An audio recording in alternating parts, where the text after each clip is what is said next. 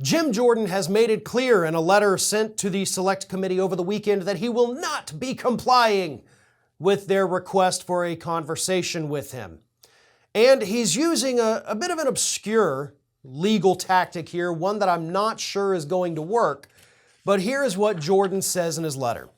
Your attempt to pry into the deliberative process informing a member about legislative matters before the House is an outrageous abuse of the Select Committee's authority. This unprecedented action served no legitimate legislative purpose and would set a dangerous precedent for future Congresses. Now, in the letter, he also essentially invokes the speech and debate clause.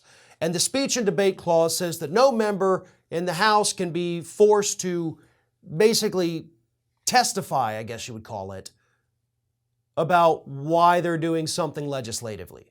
So anything that has to do with legislation that they're working on, or any matter that the House is engaged in, which would possibly include the Electoral College certification, speech and debate clause says, hey, you cannot force these people to come and testify about why they did what they did. But is this really about the legislative efforts of Jim Jordan, or is it about his extracurricular activities? Texting Donald Trump, trying to get the DOJ to go along with a plan to overthrow the results of the election. Now, obviously, that is going to be a question that if the committee decides to go that route, the courts would have to answer.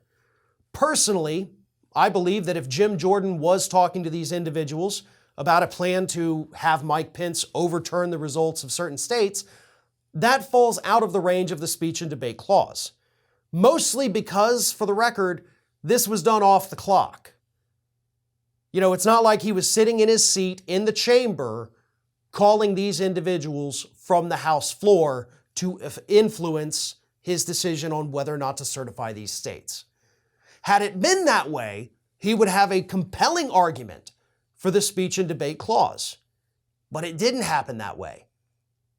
These were off-the-clock conversations about overthrowing an election. So personally, I don't think he has much of a legal argument there. Again, the committee's going to have to decide whether or not to take it to court, and then the courts will have to decide. But he also mentioned something else here. He's like, this would set a dangerous precedent for future Congresses.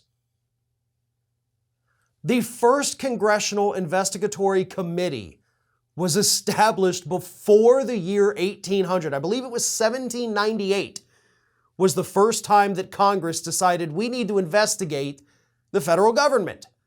And they did. And that's also, by the way, when George Washington came up with executive privilege.